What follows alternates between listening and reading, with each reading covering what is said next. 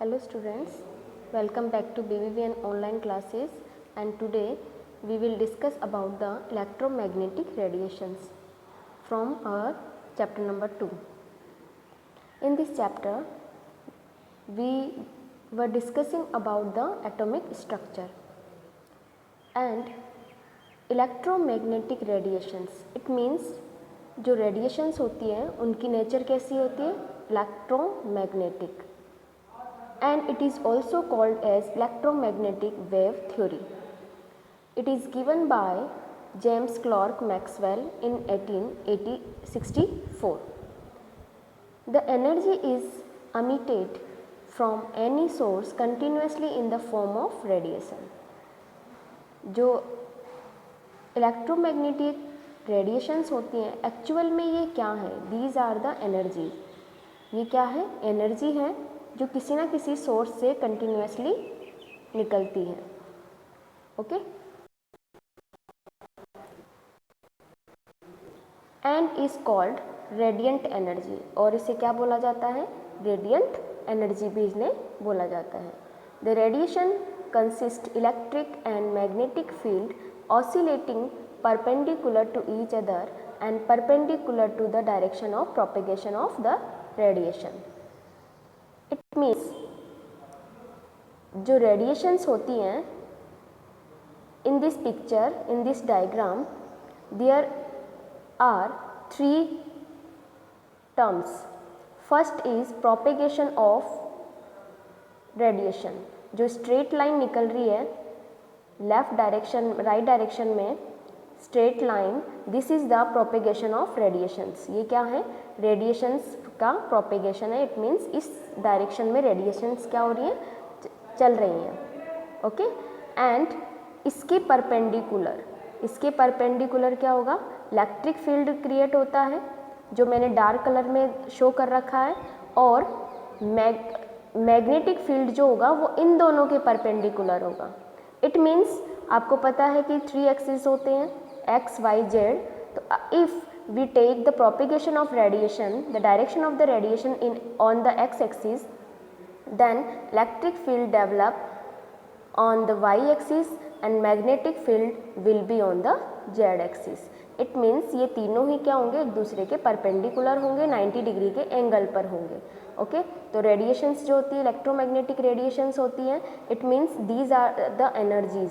ये क्या है, एनर्जीज हैं, एनर्जी हैं जो कि किसी न किसी सोर्स से रिमूव होती है.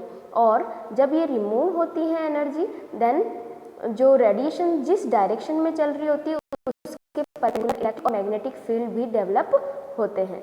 ठीक है. The radiation possesses wave character and travels with the velocity of light. Because of the above property, these are also called electromagnetic radiations.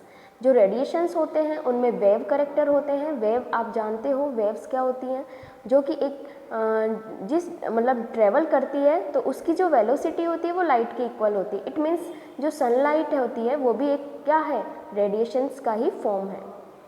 And the velocity of light is 3 into 10 to the power 8 meter per second. Then जो electromagnetic radiations होती हैं उनकी भी velocity light के ही equal होती है. These waves do not require any material medium for propagation.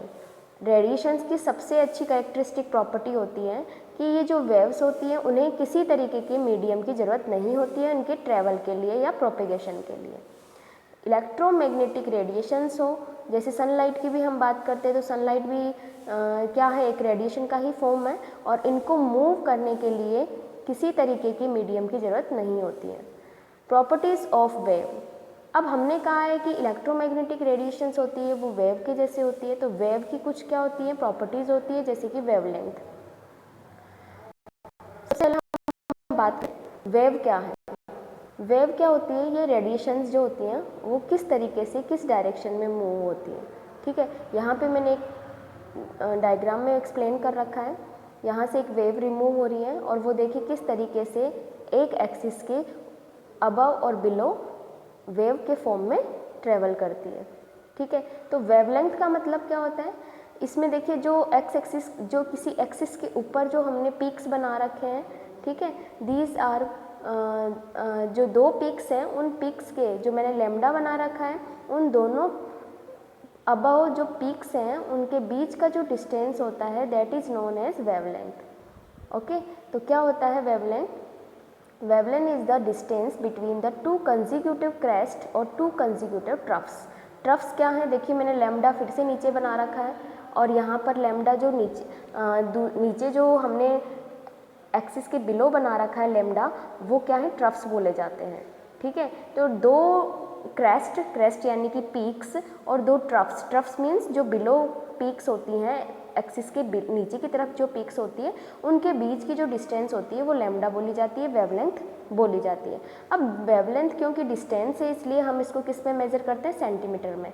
और angstrom हम करते हैं तो 1 angstrom will be equal to 10 to the power -8 centimetre and picometer means 10 to the power -12 meter.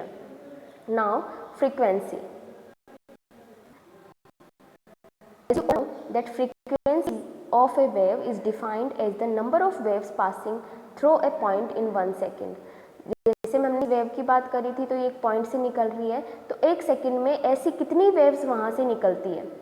तो एक सेकंड में टोटल नंबर ऑफ वेव्स जो वहाँ से रिमूव होती है it is known as frequency. Velocity. Velocity of a wave is defined as the linear distance traveled by the wave in 1 second. Velocity क्या है कि कोई भी वेव जो है वो लीनियरली कितना डिस्टेंस ट्रेवल कर रही है एक सेकेंड में, और वेलोसिटी को बोलते हैं का जो यूनिट होता है दैट इज मीटर पर सेकेंड। एम्पलीट्यूड.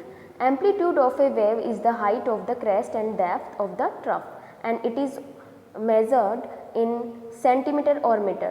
Amplitude देखिए यहाँ पे जो मैंने A लिख रखा है this is known as amplitude.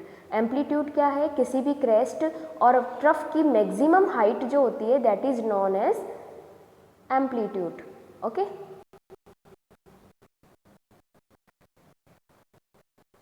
Wave number is defined as the number of waves present in 1 centimeter length. It is reciprocal of the lambda. जो वेव नंबर होता है वो कैसे डिफाइन किया जाता है? It is the number of waves present in 1 centimetre length. 1 centimetre length में कितनी वेव्स हैं, ठीक है, उसे ही हम क्या बोलते हैं? वेव नंबर बोलते हैं। And it is the reciprocal यानी कि ये इन्वर्स होता है लैम्डा का वेव लेंथ का। So the unit will be centimeter inverse or meter inverse. Okay. Electromagnetic spectrum, जो हम सनलाइट की बात करते हैं तो आपको पता है सनलाइट में बहुत सारी वेव्स होती हैं, अलग अलग तरीके की रेडिएशंस होती हैं और उनकी लैम्डा यानी कि वेवलेंथ और फ्रीक्वेंसी के बेसिस पर और एनर्जी के बेसिस पर उन्हें हमने अलग अलग नेम दिए हैं। ठीक है, तो यहाँ पर जो यहाँ पे एक स्पेक्ट्रम दिखाई दे रहा है यानी कि ये जो डाटाज हैं उसमें नीचे तो फ्रीक्वेंसी दे रखी है और ऊपर की तरफ लैम्डा दे रखा है। ठीक है, ये 10 के पावर में जो है, ठीक है, फ्रीक्वेंसी है और ऊपर क्या दे रखा है? लैम्डा यानी कि वेवलेंथ दे रखी है। तो रेडियो वेव्स हैं सबसे पहले, ठीक है, सबसे ज़्यादा जो वेवलेंथ होती है वो किसकी होती है? रेडियो वेव्स की। ठीक है, लेकिन इसकी फ्रीक्वेंसी क्या फ्रीक्वेंसी नीचे दे रखी है। फिर इनके बाद में वेवलेंथ ज़्यादा कम किसकी होती है? माइक्रोवेव्स की। फिर उनसे कम किसकी होती है? इंफ्रारेड की। इंफ्रारेड के बाद में इधर आती है विबग्योर। ठीक है, विबग्योर मीन्स जो हमारी वाइट लाइट होती है, वाइट लाइट जिसको हम विजिबल लाइट भी बोलते हैं, ये आता है। फिर उसके बाद अल्ट्रावायलेट रेज आती हैं, फिर X rays and gamma rays and cosmic rays.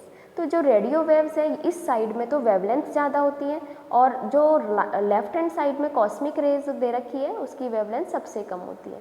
तो इनके बारे में हमने आज पढ़ा और ये मैंने आप लोगों के वेवलेंथ वेव्स के बारे में सारी चीज़ें शायद 10 तक फिजिक्स में पढ़ी हुई होगी। So we will discuss the next topic in our next video. Thank you.